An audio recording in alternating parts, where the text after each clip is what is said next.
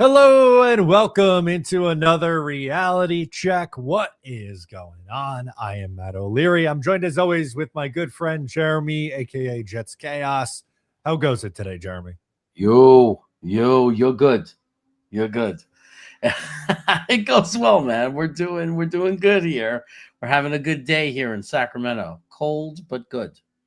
Love that. So we have a lot to get into today, Jeremy. We have a mock draft that I wanted to bring up from Field Yates, another trade up discussion.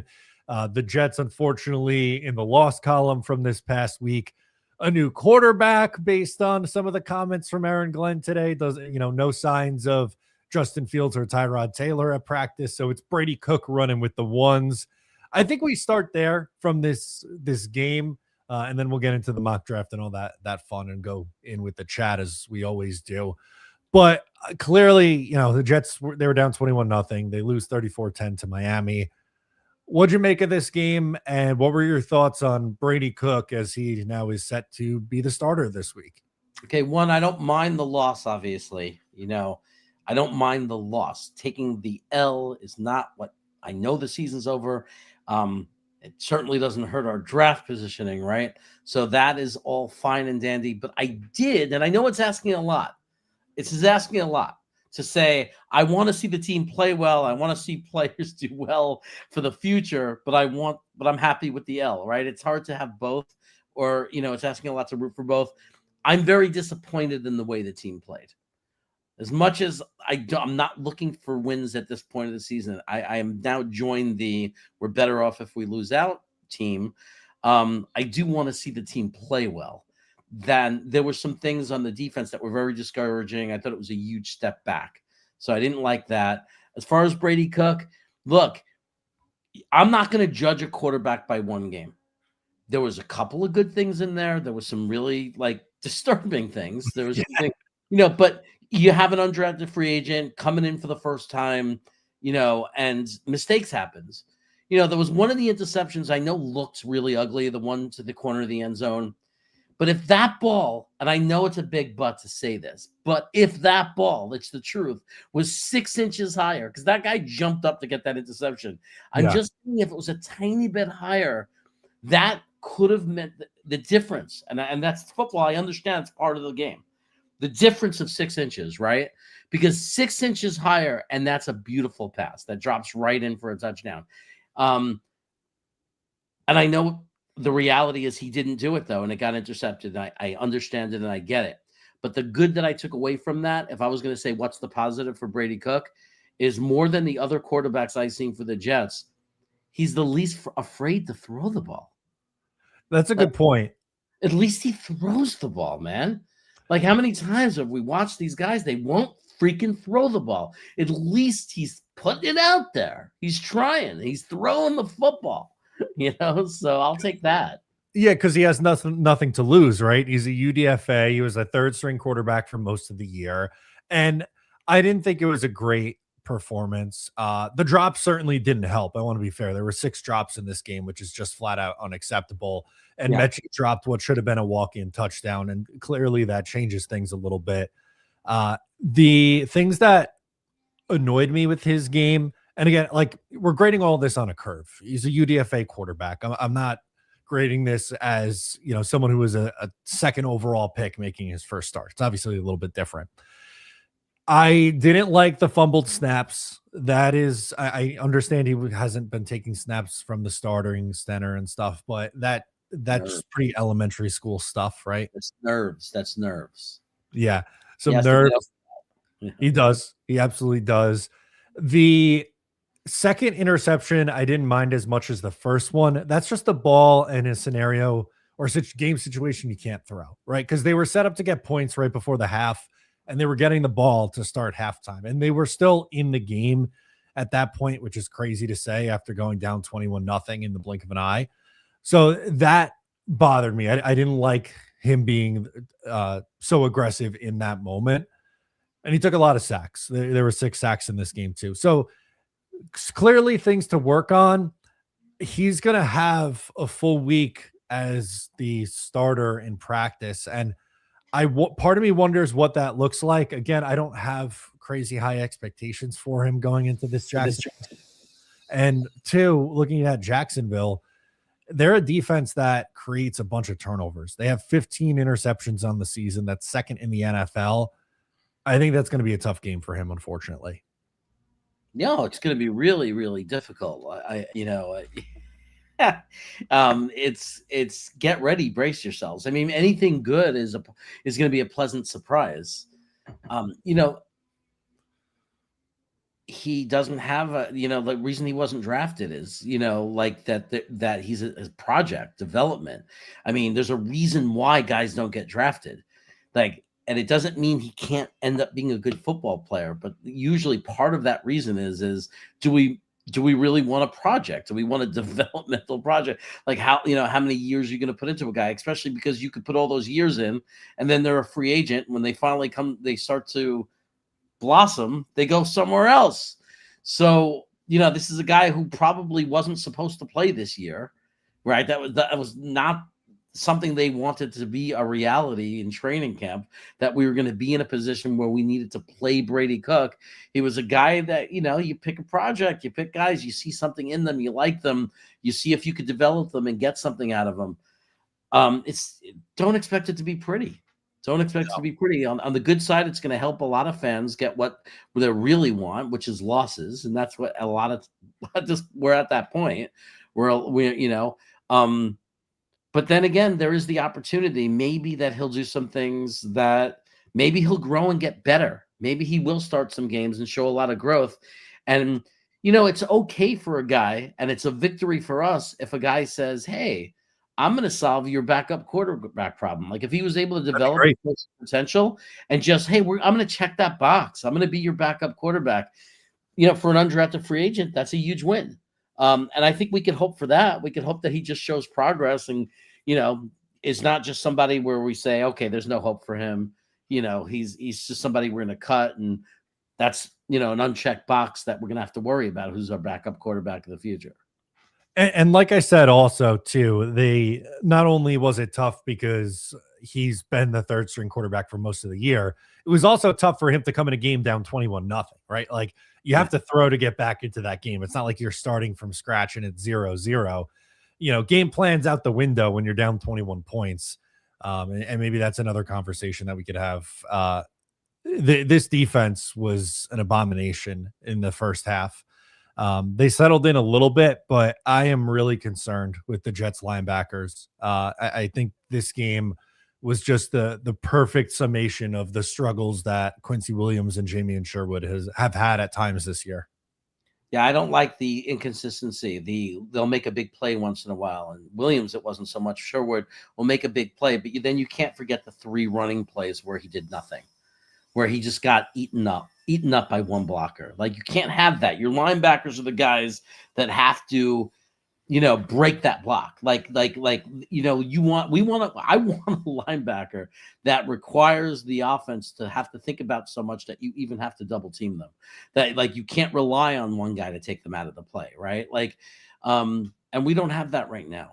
Williams will light it up. He'll get a sack once in a while. He'll remind us of who he is, and we'll say, "Oh, we'll get all excited about him." But if you look on the day-to-day plays, the day-to-day reps, you saw it. We were exposed. Those guys are not good enough.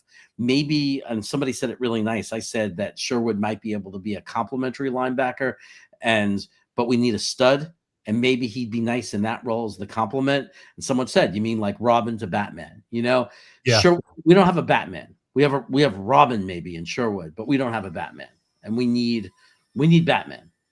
You're 100% right with that. The unfortunate part is they paid him to be a Batman, though. They paid him $15 million a year, and that's going to be tough because unless you're drafting someone who can be that, which maybe you do, right? They have a ton of first round and second round and just a ton of picks in this draft. Maybe you are able to find that in the NFL draft. But if you're going to have to dip into free agency to bring in a Leo Chanel or an Alex Anzalone, like that's going to cost you money. And then you're, going to allocate $30 million to your starting linebacker duo? Like that's the tough part. Yeah, and I'm not looking to do that now. I would like to try to fill this through the draft. Again, I don't think 26 should be the big free agency year. with the exception of, we've talked about Lindenbaum. Like I would love, and that's because it relates directly to quarterback, right? Like I'm okay with free agency in 26. Like there's two different kinds of free agency. There's free agency because we want to win right now and we think we're ready and we're going to, this is going to put us over the top. And then there's free agency out of need, like real need to function. And the linebacker safety thing, I think we could address in the draft. We could try to. If it doesn't work out, maybe in 27 when you have the money, then you're forced to. And it's an unfortunate thing that you have to go into free agency.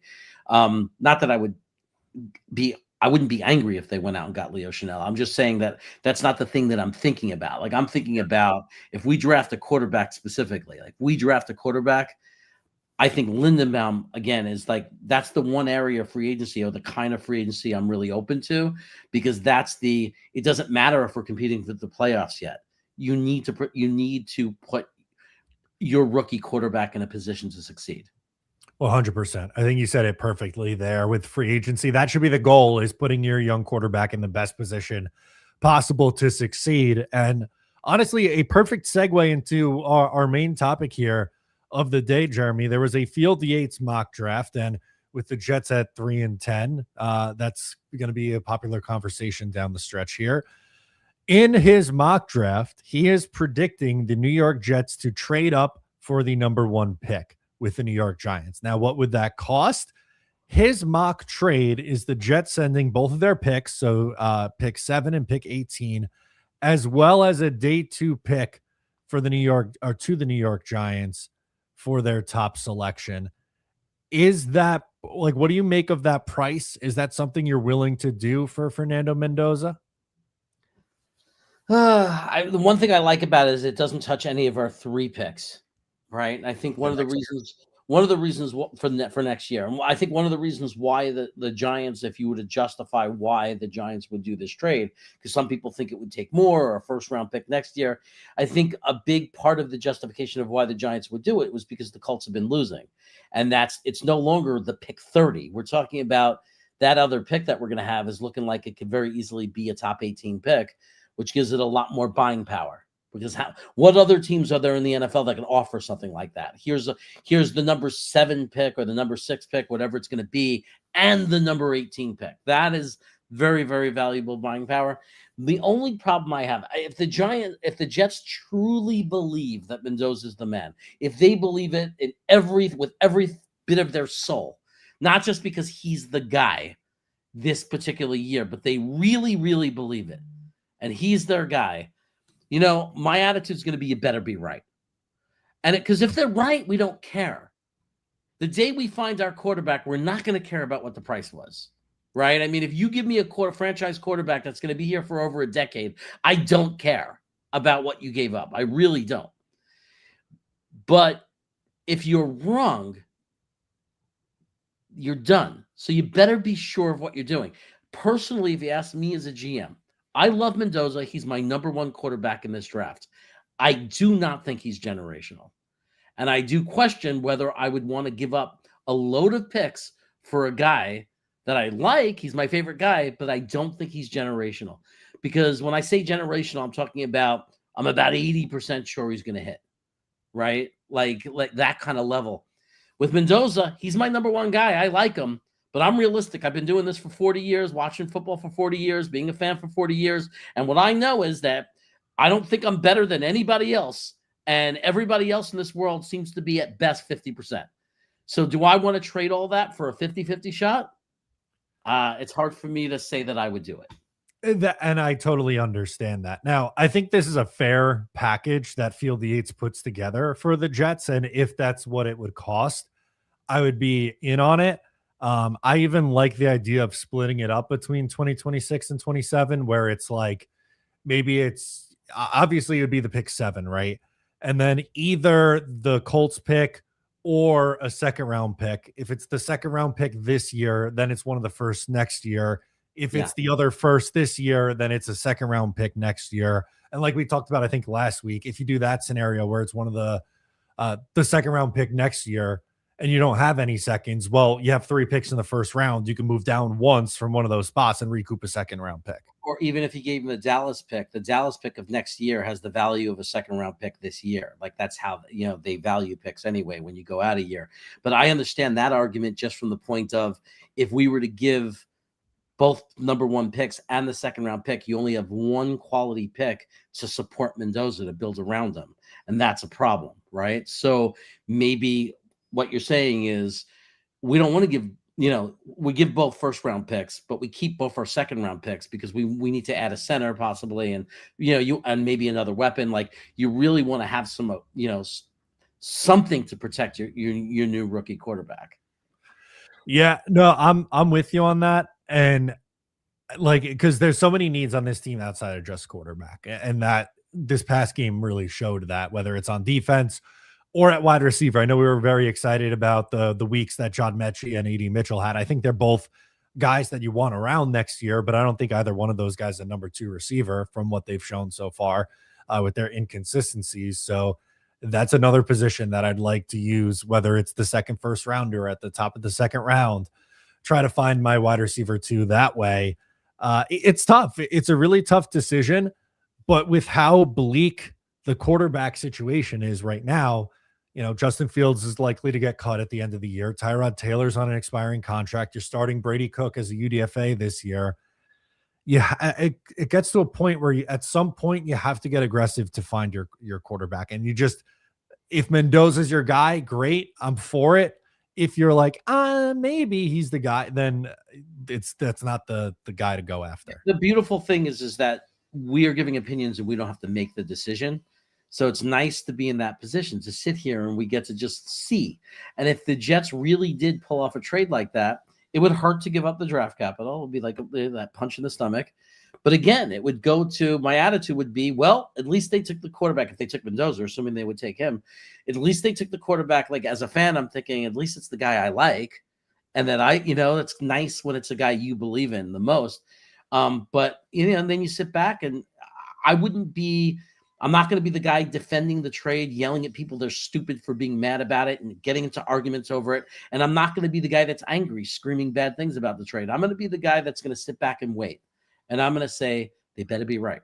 Like, their job depends on it. Like this new regime, they're basically, if they made a trade like that, they're putting their life on the line. They're betting their life on it as far as being a GM and a coach of this team moving forward, for the long-term future. So I would just sit there and say they better be right. And also, as a fan, I would really hope they are right, because I am tired of losing. Yeah, definitely. We're all tired of losing games, and it's playoff drought is to 15 losing seasons, 10 straight losing seasons. It's, I know Aaron Glenn is coming in here and they're trying to, change everything, and they're tore it down to an extent with trading Sauce and Quinnen Williams, but there's only so much patience that this fan base is going to have for them to turn it around. And look, I'm not saying you go balls to the wall, spend all your money and get crazy with your draft picks and trade for established players. I'm not saying any of that, but they do need an answer at quarterback sooner rather than later. Yeah. We got to get it figured out. I mean, we've talked about it a million times, the importance of quarterback and how we've lacked that. And that's been the problem with this franchise forever. Right. And, again, you have a chance with a really good, just a good quarterback to really good, if you put the perfect roster around them. I think the Eagles are a good example of that. Last year, they kind of hit magic with that roster. Right. And it allowed Jalen Hurts to be a Super Bowl quarterback. We see this year, they're struggling on their offensive line. Their defense isn't doing as well. And suddenly you see Hurts is exposed. This is not the kind of quarterback that's going to carry your team to the Super Bowl, most likely. Like, assuming that the Eagles continue to slip, and don't turn it around. But it kind of shows there's two ways to do this. You either have to have a decent, really kind of good quarterback and have the perfect roster, or you get that freaking dream quarterback, and that can cover up some of the imperfections in your roster. 100%. Wanted to get into some of your guys' comments in the chat on this situation. We got Harlan chiming in saying, first off, Jets have to get supporting players. A trade means you won't be able to select those players. That's the risk, right? Like, you have to draft well and get creative with your other picks. And something I know we've talked about before the Jets have so many sixth round picks in this draft. I would be using not all, but some of those picks to try to trade for NFL talent, similar to what they did with the Jarvis Brownlee and Juwan Briggs and Harrison Phillips trade, and see if they can find someone on a team that maybe just can't afford him anymore with the cap. The Jets have, cap space to get a little creative this offseason. And also, in addition to the draft and free agency, try to hit on some trades too. I think if you learned anything this year is that there are times where there are quality players, not stars, but quality players that could really help your roster that become available because they're just in the wrong situation, right? For whatever reason, Briggs was just in the wrong situation. Like they couldn't use him there, right? And now we have this guy who's really played well. He's one of the better, defensive tackles against the run in the past 7 weeks. He's in top of the league. I just saw that stat go out, and we've watched it with our eyes, how good he could be. So, yeah, I see those 6-round picks. That's currency. That's like, it's like money, right? Like you could buy players with that because there's going to always be good players that don't fit in their current situation. And for various reasons, that become available, and it's nice. And we saw how other teams started doing that model as well. We've seen lots of like rosterable players, role players be transferred from team to team for here's my 7th pick, and here's my 6th pick, and you give back a 7th in the player. Like we're seeing that. So can you imagine if we said you don't even have to give us a 7th round pick back? Here's a 6th round pick for a player. Right. So like we're seeing that you can fill roles, you can get quality. You're not going to get your stars, that way, but you're going to do it. You're going to fill out important pieces of the roster because if we learned anything as Jet fans, you need depth.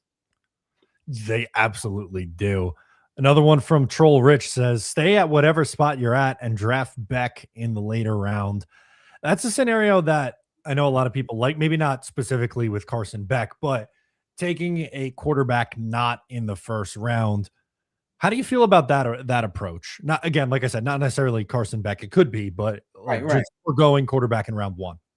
I think if I've said it before, if let's say they don't like anybody enough, like we don't like Mendoza enough to trade up, or the team wants too much for him. Let's say we're sitting at 6, and by the time it gets to 6, there's no one we like. Maybe all 3 that you would think they would like are gone. Maybe not. Whatever it is, they don't like them.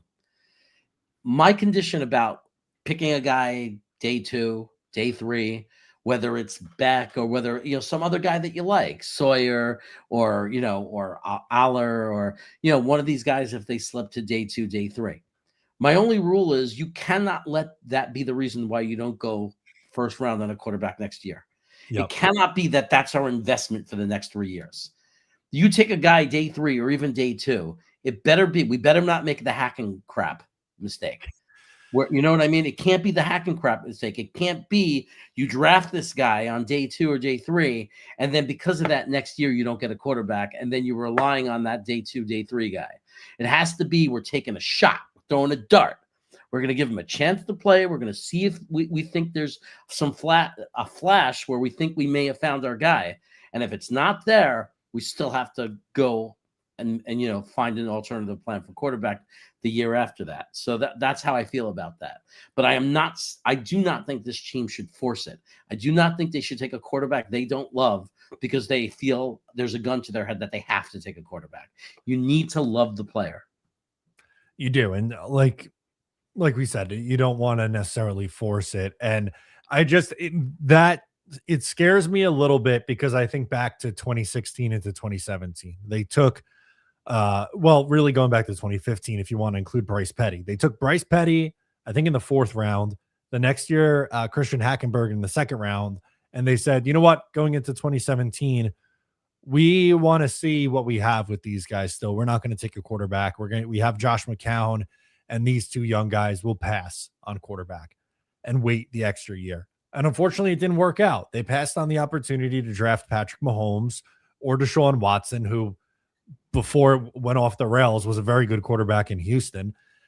It's the risk that you run. And for me, I like Maava out of USC. And I know that's going to scare people because of Darnold and Sanchez, but I don't really give a shit. I don't look at the helmets when I scout. I look at the players when I watch their tape, and that would be my day two target. But you know, pick one. Whether Sorsby, we talked about Nussmeyer, Allar, you know, any of these guys, Beck, whoever you like out of that bunch. Yeah. I agree. I mean, and people are going to argue all day about players like that. There's a million arguments for that. It's why they're not day one. We're not talking about them as top 5 picks, right? You'll have your Drew Aller people, you'll have your Sawyer people, you'll have your Beck people, you know, and there's King. You know, there's a bunch of guys out there that different people like for different reasons, and but the reason why we'll never agree on them and why why it's so spread out is because they all have their problems or question marks or concerns that make them day 2, day 3 picks. Exactly. And, you know, it's very rare to have a perfect quarterback prospect to begin with that everyone loves. But when you get out of the first round, it gets even harder to agree on things. But, you know, you find a couple traits that you like, or a couple of, you know, whatever stats or however you evaluate, and you kind of just latch onto that and hope that, you know, you figure it out on this one. Happy Eddie McGuire is saying, give up whatever it takes to get Mendoza if the Raiders don't F us. I'm not in the give up whatever it takes camp, and I know you're kind of on the same page. I think there's a real chance that Vegas could end up with the number 1 pick, and if they do, they ain't trading out of that pick. There's no way they're trading out of that pick. But you know, the whatever it takes is it's again, I'll say it. I wouldn't go to the level of whatever it takes because I don't think he's generational. I think we get overexcited. He's the best this year. He's my favorite. He's my number 1. I want to make that really clear. So I'm not like an anti-Mendoza person. I'm quite the opposite. I love the kid. If he fell to us wherever we draft, I'd be the happiest guy alive. If we trade for him and we give up a lot of draft capital, I'm going to be concerned, not angry, with the attitude of they better be right. I love the player, but I can't jump on board and say give whatever it takes to get him because I just don't feel he's a generational pick. You can't every year pick your favorite guy and say he's generational. Like last year it was Cam Ward. Trade up, give anything to get him. You know, I'm not saying that was Eddie McGuire who thought that way, but there were people who screaming trade up for Cam Ward, and it becomes this thing where every year you take that number 1 prospect and you start treating him like he's this generational pick that you have to trade up for. And he's not generational. He might be in your mind, but he's not. By definition, he's not. I love him. I think he could be great. But generational is Trevor Lawrence didn't work out, but the reason he was generational in people's minds is he had a national championship. He had 3 years. 3 years. He did it against everyone. It didn't matter what the competition was. You know, Andrew Luck doesn't. Yeah, he had the concussions. It didn't really work out. But there was, if you look at his college background, there was a reason why he was called generational. There was a reason why Peyton Manning was generational when he was drafted. There's a reason for it. And that Mendoza just simply doesn't have all the boxes checked to say he's generational. There's games where you could pick out things that show he's not generational. I love him. I think he's going to be great, or I hope he's going to be great. But unfortunately, when I'm being realistic, it's a 50-50 crapshoot, like every other guy, no matter how much we say it. I mean, I would not put Drake May. I would not put Mendoza over Drake May. Like if this was last year, I would have Mendoza in that category with Jaden Daniels, and Drake May, but I would not have ranked him above them. There's no way. No, I couldn't get there either. Right. I just, I can't. And I don't mean that in a disrespectful way to Mendoza. Like I like him. I really do. I would be excited about him as the Jets quarterback. Like you said, I just don't think that it's a 100% guarantee that he's the answer. I think there's some more question marks with his game, and why I don't put him generational is like you listed off all the things with Trevor Lawrence. Like he had the national championship and he had the schedule against the strong opponents and he had those traits, right? And I think the biggest thing with Mendoza is he has more of the intangibles than he has the traits. And that might be a good thing for the Jets after betting on Zach Wilson and Sam Darnold, who are more trait guys than intangible guys. But that, the athleticism isn't necessarily there as in compared to some of these other prospects we've seen in recent years. Right, and I love him just like you do. He's my number one pick for this year. He's my number one ranked guy, and I like him for the intangibles. I like the leadership. I like how he does in the clutch. I love things about him. But when we talk about the word generational, he doesn't check the boxes. Remember generational, what it even means. Generational means like once at most a decade. We throw it around too much. You love a guy, that doesn't make him generational because you love a guy. I love him, but I'm not going to sit there and say generational. Generational is a different level. There's nothing about Mendoza that automatically makes him a can't miss prospect. When you say generational, what you're saying is he's can't miss. And there's just no way I could sit there and say with a straight face that Mendoza's a can't miss. Of course he can miss. And we see it because you're right. He doesn't have the tools. He doesn't have the elite tools. He's going to do it because he turns out to be the processing speed, right, that he's able to slow the game down, handle the NFL speed. He just doesn't have the tools, though, to call him generational. He just doesn't. He doesn't have that cannon. He doesn't have that size, that strike. He just doesn't have that. But he's really good. And he's my number one. I want to make that really clear. He's my number one guy. And I would put him in the high tier last year with those top guys, with Daniels and Drake May. I wouldn't put him above Drake May, but I would put him in that tier. So I do love him. He's just not generational. That word gets tossed around way too much, by the way. It's way overused. It should be once a decade. Generational. We're overusing that word.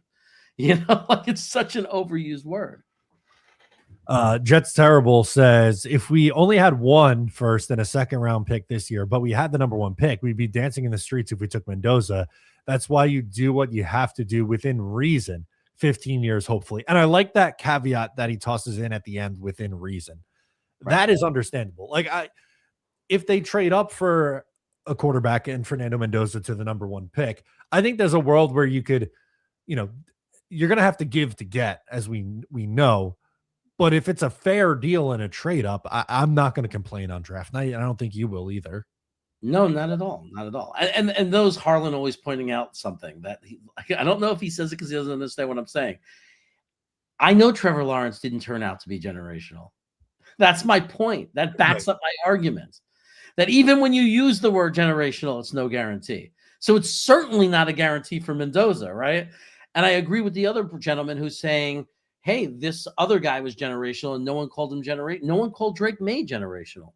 And I is there anyone here that doesn't dream or wish we had Drake May on the Jets roster? No one called him generational. That's my point. We don't know. It's the hardest position. That's why you can't give up everything for a guy just because you love them, because it's the hardest position. It's a 50-50 at best for these guys. So within reason was the best, the most agreeable thing I could say about any comment that we've read, and my own thoughts. Even I couldn't have said it better. I really want to get this guy. I would love Mendoza to put on a Jets uniform. I love the reasoning that if we only had one first round pick, we would be thrilled if it was the number one pick. Yeah, very true. But we did give away Sauce Gardner. We did trade him. So there is that one pick, that first round pick of the Colts does represent something that we gave away. But I understand the sentiment and I agree with the sentiment, which is why if we fall back to if we start losing and we go down to the third pick overall, and it's not going to cost as much. Yeah, and Mendoza it won't cost as much, or if Mendoza fell to us, yes, we would be thrilled. If the Jets decided to trade both firsts to go up and get Mendoza and they take him, again, I won't be angry. I'll be concerned. I'll say, okay, they better be right. But the reason I won't be angry is because we'll still have 2 second-round picks that are going to be premium picks in this year's draft, and we still have our 3 number ones and our second next year. So, and I do believe that if we get to the 3rd or 4th pick, it would be very reasonable to say it should not cost more than both first-round picks. Mm-hmm. It shouldn't. It's the 18th pick in the draft is a premium pick, right? And you're moving up 3 spots, right? For the Giants to go, we'll give if that's the move, right? With the Giants to get in front of Vegas, if you're giving them 1 and 18 to go from 1 to 3, I think you're pretty happy about that. as a Giants fan, I would like that trade down a lot because I know a quarterback's going off the board one, Still get your guy. and you're gonna get a great player and then an additional first round pick that you could take a swing on whatever else. Yeah, the only threat to it is that someone else is willing to pay more than us. But like, for example, let's say the Giants have the first round pick and the Raiders are going for it and we're going for it. What do the Raiders have to trade for that pick? What's their ammunition? Right? They just have two. They could give up future ones, I guess, but they don't have the first rounder this year to compete with. Nothing as valuable as saying, hey, we're going to give you the 18th pick in the draft this year. So you get to drop back if you're the Giants to the Jets position. You get a guy like Avril Reese or a guy like Downs or whatever it is. Pick your poison. A guy to complement Neighbors and make your wide receiver room the best in the NFL. Whatever you want to do, and you get the 18th pick. Right? No other team could offer them that, right? No, it's a no-brainer. Right? So we might not need to throw any extra draft capital in other than that. If we continue to lose games and get better than 7's a little bit way down. But if you're at 4, if you're the Giants, you're going to get your guy at 4. You know what I mean? You're going to get your guy if you trade with us because the quarterbacks are the most likely guys to go in those first few picks. And also I wanted to point out, we don't know if Dante Moore or Ty Simpson are going to come out yet and what their value in this draft is. And we still have the college football playoff, and that might change things. Like, we know Mendoza's coming off the big win. He wasn't stellar against Ohio State, but it was a solid game. I thought it was a gutsy performance. But on the flip side of that, we might be feeling much stronger about trading up for him if he goes on the run and wins a national championship and beats Ohio State again and is putting up big numbers in the college football playoff. I think that eases the tension for some Jet fans. Yeah. I mean, look, this is the great thing is that we're not done yet. We're going to get to see these guys, some of these guys that are ranked top guys right now in the playoff. It's great. We're going to get to see them against fierce competition. No more excuses, right? Mendoza, well, the reason I have him number 1 right now, the number 1 reason, the thing I like best about him is he hasn't been perfect against tough competition. But man, I mean, he beat Ohio State. He played really well also in other games like Penn State. I don't care what their record is. They were all over me in under 2.5 seconds to throw every pass. And on that final drive, he showed NFL quality, the ability to do what he did. There's a lot of things I love about him. I think it's great that we're going to get to see what he can do in a playoff situation. And you're right. If he marches them through those games and Indiana wins the national championship and they beat Ohio State again or whatever it is, and he plays really well, it's going to raise his capital. It's going to raise his stock. We don't know what's going to happen right now. Dante Moore, Ty Simpson, all these guys are going to have all these guys still have the opportunity to either move their arrow up or move their arrow down. Like we're going to find out. We're going to see how they do in this playoffs. And I think that if you already know who you want, and you're not going to change your mind. You want the other guys to do really well. That's true. I want Ty Simpson to go apeshit, right? Because maybe that'll get, if you still maybe will want him, but maybe if you still want Mendoza, but Ty Simpson puts up huge numbers, maybe the Raiders go for him. That's true. We'll get into more of your comments. Wanted to shout out the sponsor of the show, Sleeper. Think you know football, then try to turn your football knowledge into real money with the Sleeper app, the ultimate fantasy sports app that can turn game day into payday. Just download the Sleeper app and pick more or less on your favorite players with more stats than any other daily fantasy app. Just choose 2 or more from your favorite players pregame or live during the game. Pick more or less from the predicted stats, and you can win up to 1,000 times your money. If your picks win, use promo code O'Leary and you'll get up to a $100 match on your first deposit. New offer. There's a free $20 no deposit required promo. Terms and conditions apply. Remember, it's O'Leary. Nothing to do with the color green. No, we don't like the color green here. We don't like the color green. We don't like vegetables either. No vegetables.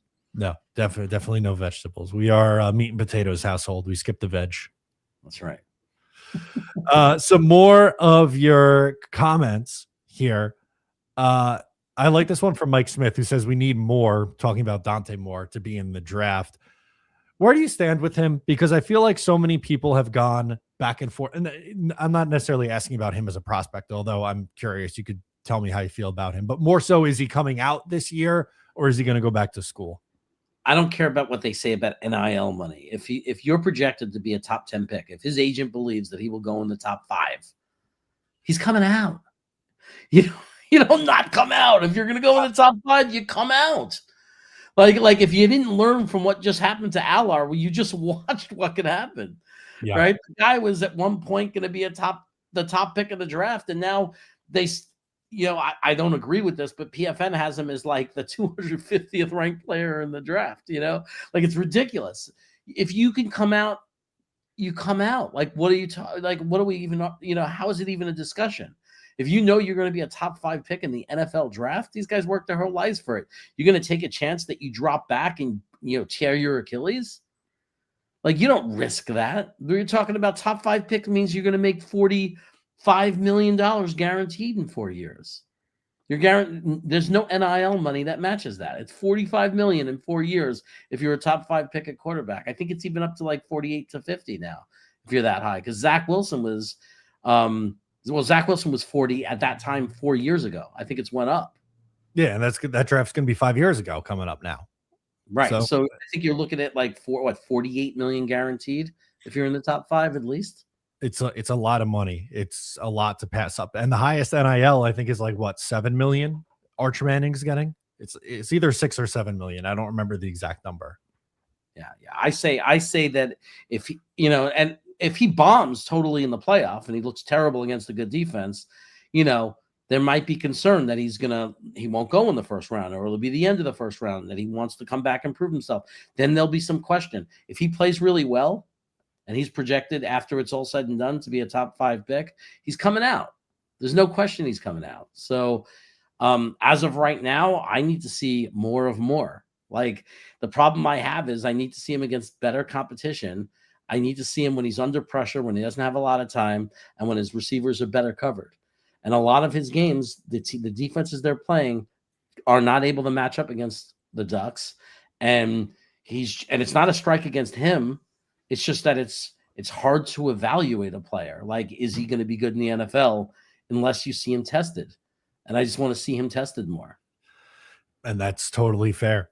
I like this comment from Jonathan Lee that I wanted to go to next. Who are we excited about next year? You never know what will happen. Klubnik and Sellers were supposed to be Heisman finalists and their ass. Take the sure thing if you can at quarterback. Going into this year, it was Klubnik, Sellers, Drew Allar. I feel like those were the big names. Garrett Nussmeier were the big names at quarterback. No one was really talking about Fernando Mendoza, not as a first round guy. I think as a day 2 player, maybe, but it just goes to show how quickly things can change in college football, right? Where you're looking at it and going, oh yeah, this next one's going to be a great quarterback class. And I want them all to be successful, but you never know. They can go in and maybe someone gets hurt like Aller did, or maybe, Klubnik falls off a cliff, or Nussmeier is trying to play through being hurt or something. I don't know what's going on with him, but this is a good point that Jonathan brings up. Yeah. I mean, that's why, I think that when you have the opportunity to get a guy you love, you have to go for it.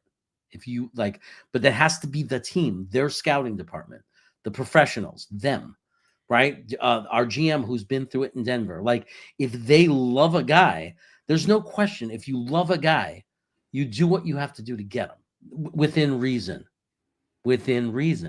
because at the same time, when you get that guy, you have to be able to develop him. You have to be able to put the right players around him. You can't put the guy in a situation where he's going to get massacred, right? So, but you can't keep, I'm not one. I am not one on passing on a guy when you have a chance of the guy you love, because you're thinking about, oh, next year there's going to be all these great quarterbacks to come out, though. You can't think like that. Like, if you have the opportunity to get the guy you want, if you believe a guy's going to be a great quarterback, you better get him. If you believe it. And if you don't go out and get him, it either means you're nuts, because how do you not go out and get a quarterback that you believe is the next big thing? Or you're being delusional, because it just doesn't make any sense. Like, you're undervaluing the importance of the quarterback position. When you find the guy that you want, that you truly believe is going to be the guy, you go and you get him. because we've waited 40 plus years. And the only times we've come close to drafting and developing and having the quarterback that's the guy in my fandom was Ken O'Brien and Chad Pennington, who both got hurt. And they both, injuries. They both got hurt. And it didn't, or otherwise they were both could have been really good long-term, solutions. So it doesn't happen often. So if you really believe it's the guy, obviously you have to be right or you're going to lose your job. We know that. But like, if you believe, like, don't not get him and then later on say, well, we loved him and we wanted him, but we figured next year's a good year and we didn't want to give up too much this year to get him. That's not going to come off well to your fan base. No, you're right. It's not going to come off well. It would come off better if you just said we didn't see enough evidence. We didn't believe strongly enough in that player. That sounds better and is more digestible than we knew he'd be great and we didn't get him. That would be impossible to digest. No, I would not want to hear that. The irony of this comment is too good to pull up. Tank for Ty with the picture of Ty Simpson says it goes to show how BS hype can bring guys up the draft board, just like Zach Wilson. Mendoza is not a top 15 overall pick caliber quarterback. The irony with the Ty Simpson picture is very funny. Yeah. I just think that what's interesting is that how people, when they have an opinion of something, have to be so extreme on the other. Like this guy, you like Ty Simpson, that's fine. You see what you want in Ty Simpson, that's fine. Everybody can believe in the guy they want. What is Mendoza's not a top 15 overall pick out? Like, no, in your opinion, right? Like, like you're special. Do you work for the NFL? Like, why don't you have a job in the NFL? Why aren't you a scout even? You're some guy sitting at home that magically knows that Mendoza is not top 15. I mean, like, that's why you see me sitting here saying, I'm not putting down more. I'm not putting down Ty Simpson. I'm saying I'm interested in seeing more of them. I don't know if I've seen enough evidence. In my opinion, I've seen more from Mendoza.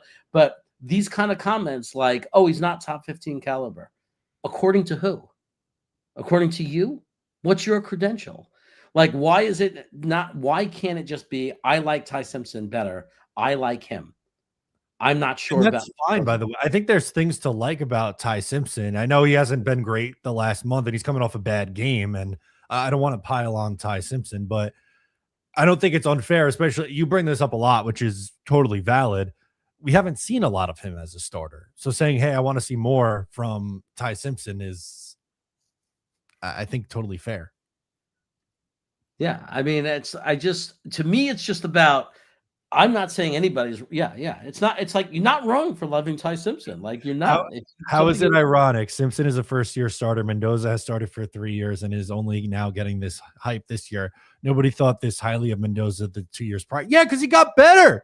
He improved. What happened to Joe Burrow in 20? No one was talking about Joe Burrow as a first-round pick the year before he had the big year at LSU. Like, what are we talking about? Also not true. Like, it's not like nobody knew who he was and he wasn't respected. He was kind of like in the category of like Mateer and Seller and these other guys like that might, when he came through the transfer portal and went to Indiana, there was people talking about it. We were watching him from the beginning. We were watching him. He earned his way into people's thing. Like, so what you're saying makes no sense. What about Simpson? All of a sudden he's getting all this hype. My concern with Simpson is I like what I'm seeing from him, but also I've seen a lot of quarterbacks in the last 10 years play for Alabama that I've liked. Not all of them are doing so good. Not all of them are doing so good in the NFL.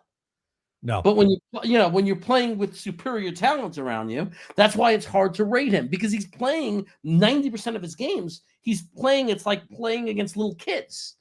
Like, he's got superior talents around him. Now, do I like what I see from him? Yes. I'm not denying it. But that's why these playoffs are so important to me. I want to see what these guys do in these playoffs now against, assuming Alabama wins a game or two and they're going to play 2 games, I want to see him play 2 full football games against really top level, high level defenses where it's not playing where they're the bullies playing against inferior competition. Yep. And he didn't look great against Georgia, last week. I'm not putting it all on him, but I'm not putting it all on him. It's a team game, and they beat him, and he beat him the first time, right? He didn't beat him in the SEC championship game, but they beat Georgia the first time. So right. I'm not. I don't want to put too much stock into the one game, but he also hasn't played well for the last few weeks. Us saying, hey, in the college football playoff, he's going to get another opportunity. Let's see what he does. I think they have Oklahoma in the first round. Yeah, I would love to see him Look, against like Oklahoma. that's another good team. If he goes out there and lights up Oklahoma and they beat Oklahoma, great. That's good. This is all good things for the Jets if these quarterbacks are playing well going into the draft. I want all three to play really well. Right. I want Mendoza to play well because if he plays bad, then it's going to hurt my narrative. And then I'm going to worry and say, oh my God, the guy I like doesn't look good. Right. So you want the guy you like to look good. I want Ty Simpson to go off. I want Dante Moore to go off. I want them to be amazing. That's better for us as Jet fans. Yes, let the three of them go. Let them go off. Let everybody in the world be fighting over which of the three is better. Yes, that's what I want. I'm glad Tank for Ty is in this world. I'm glad for you. I appreciate that you're here. I appreciate that you love Ty Simpson because it gives me hope that means maybe GMs love him, maybe scouts love him. That's a good thing. Like I might like Mendoza, you might like Ty Simpson. We should both be happy that there are people who that if they all get hyped, that's a good thing because it gives you more of a chance you're going to get your guy, right? Like the fact that people love Mendoza means if the Raiders take him, maybe the Jets take Simpson, and because of the fact that he got all this hype, you win, you get your guy. So to me, let them all play great. Let them all play great because the one thing I believe is that we have a good chance of landing one of those three, if we want them. That's exactly it. And Dylan, our friend Dylan Terraman, might have the best comment of the show just ever, saying, I like waffles. Why do you hate pancakes? That is the quarterback discourse. That's NFL draft discourse just in general. You're like, oh, hey, I happen to really like this player. And then you get in the comments, well, what about player Z? He's so much better than the player that you mentioned. It's like, well, I didn't say anything negative about that guy, or in this example, well, I didn't say anything bad about pancakes. I just happen to prefer waffles. I like this, and this. And it gets crazy. And it's still only early December. We have months and months more of this. Yeah. Yeah. I mean, this is going to get so much worse. First of all, we haven't started the playoff yet where they actually all have to play real competition, or like great competition in front of the world with everything on the line. Mm-hmm. But also on top of that, you have the Senior Bowl buildup, you have the combines, you have the interviews, you have the visits, and their own little shows that they put on in their own stadium. Like there's so much, the interview, like there's so much more to have happen. We're so early in this. We're early because the Jets started 0-7, right? And our season was over. And we might not be realizing how early we are in these discussions. Like so much can change within the next 6 weeks. And then again, as we come up to the combines. Exactly. Want to give a shout out to our friend Tank for Ty. He's been on it today, but he gifted a O'Leary channel membership. So thank you for your support. Nice. It means a lot. Love doing this show with Jeremy and your comments, the super chats, the member channels. That helps us continue to put out more content. So it is very much appreciated. We're giving you the business, but all in good fun, right? This is football. It's supposed to be fun. We're supposed to have a good time debating this. It doesn't have to be so much tension all the time. Yeah, I mean, I that's why I'm it just doesn't make sense. It's like we get so upset if somebody doesn't share our view. If everybody loved the same quarterback, we'd be it would be much harder to get them. I think we should welcome the discourse and welcome the discussions. Like I'm curious when someone says they love Ty Simpson, right? I want to know why. I'm curious. What do you see in Ty Simpson? Especially when you say, oh, it's just all the hype he's been playing, he played really well those 2 years. I don't care if he got the hype or not. He played really well for those 3 years, especially the last 2 years. Ty Simpson played only this year. So what I'm curious about is why do you see it as Mendoza's getting all this hype? And that's a problem. But Ty Simpson, we didn't even get to, he's in his first season playing. So he definitely all of a sudden got a lot of hype really fast. So why is that not a problem to you? Why is it a problem with Mendoza but not Ty Simpson? Did we talk about him week one of the college football this year? Was anybody seeing the name Ty Simpson? Why couldn't he beat out Bryce Young or oh my God, who was the quarterback that Seattle drafted from Alabama this year? The scrambler. Oh, You know who I mean. But he was yeah, Alabama's quarterback. The point, he didn't beat out any of those two guys. So in the same logic, he must suck then because he wasn't better than Bryce Young or the other guy that was in front of him. right. Yeah, he's saying watch the tape. Oh, Rob. I do watch tape. That's the thing. I really watch tape. And 90% of the people say watch the tape. They're talking about they watch highlights. And I'm not saying that about you, Ty, but everybody says they watch all 22. Everybody claims it. Yet the reality is less than 1% of the fan base watches tape. You know how few people watch all 22? How few it is in reality? Everyone says they do. It's a magical thing. So you figure it out. Everyone says they watch all 22, right? Yet I promise you, it's like it might not even be close to 1%. Because if you say, oh yeah, how do you get your all 22 film? Who do you go through? They can't answer that question. So what does tape mean to you? Because all 22 means not watching highlights, watching every play of every game to see what they do when it's not the highlight. You know what I mean? And even then, we're 50-50 and can't be and never right. I watched every freaking all 22 for these quarterbacks I'm still wrong. Still wrong. So I'm sorry. I just don't believe anybody anymore. I'm curious about your take. I'm curious about what you like about them.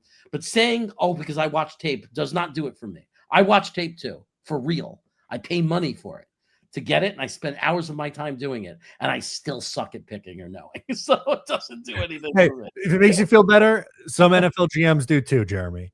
So, it's, you do I don't this. beat myself up to it. I don't beat myself up for it. And I don't do it because I think it's going to make me know who the best quarterback's going to be. I do it because I love it. And you gotta be okay that there's gonna be some misses in there. And if you just take it on the chin, you'll go, you know what? Hand up. I was wrong about insert player here. It is what it is. You move on and you go on your merry way. Yeah. Yeah. I mean, look, I had number 6 or 7 Bo Nix, and I said, I wouldn't take him. He's not a guy I'm interested in taking him, only if it was in the second round or something like that. I was wrong. He might not be, and it's the jury's still out whether he's a great quarterback or not. But he's certainly on a 10-2 team, 11-2 team. I was wrong. Yeah, they're winning games. He's clearly a functional NFL quarterback in this league. Clearly, they could not have that record if he wasn't. So I was wrong, and that's fine. I was right about Drake May. Happy about that. Like you have your wins and you have your losses. And it's only December 10th. There's going to be plenty more where that came from. Spent a lot of time on the NFL draft, but with a 3-10 team starting a UDFA quarterback, that's going to be the conversation. And that was our conversation for today. So we made it to the end of our show. Any closing thoughts here before we put a bow on this one, Jeremy? Oh man. I just hope that I hope that it's possible that this team could play really well on Sunday and give us some hope. Some of the players play really well. Maybe AD Mitchell bounces back. Mechie, hopefully he bounces back.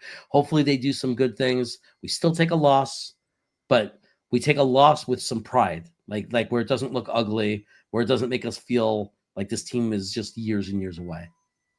Absolutely. Guys, that'll do it for us on this one. Thanks for hanging out. Leave a like before you go. Subscribe if you're new, and we'll catch you next week.